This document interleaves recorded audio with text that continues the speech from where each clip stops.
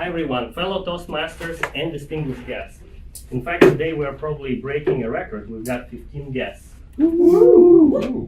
Welcome to you all to San Francisco Toastmasters. My name is Anton and I'm your Toastmasters tonight. I'm going to lead this meeting from beginning to an end. I want to open up with today's theme, which is food, recipes, and stories. I think food is such an integral part of the overall human culture that we don't talk often enough about it in our meetings. In fact, last time we talked about it about a year ago.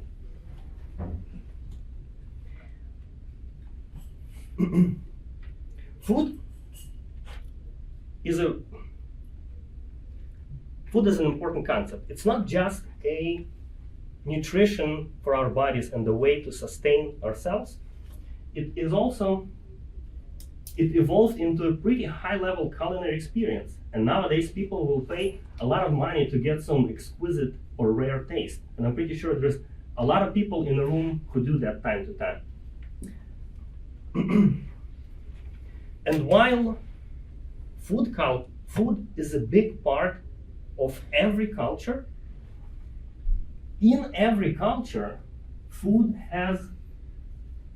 every culture has a little bit different relationship with food. And I want to open up with two stories from different cultures to illustrate this point. And the first story is from the country where I grew up, from Ukraine. In Ukraine, bread, and broadly grain, has almost a sacred meaning. And why is that? Well, Ukraine has some of the most fertile soil on earth. It even has its own name, Chernozem, which literally means the black soil. Over the centuries, multiple armies fought over this land for this very reason. Some of them even tried to export some of the soil using trains.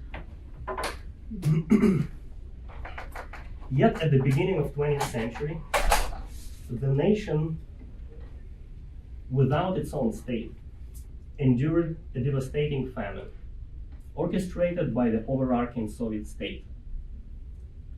During that time, families who lived on the most fertile soil had to literally scrape their pantries for the last crumbs of bread and specks of flour to keep their families and their children alive for as long as they could.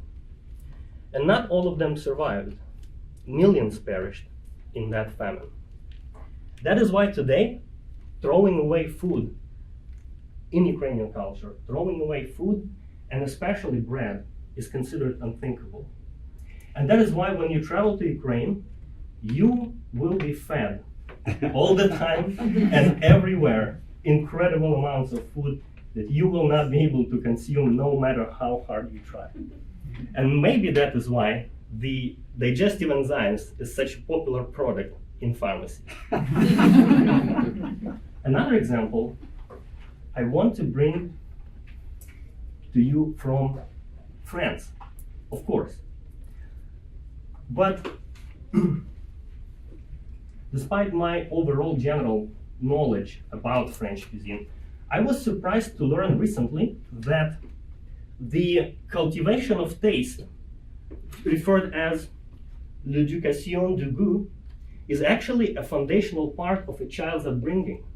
You see, the child is expected to try at least once each ingredient on the plate without having to eat all of it.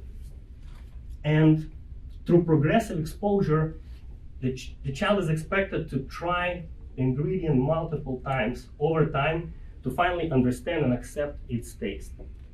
And no kids' menus. Children eat the same food as adults.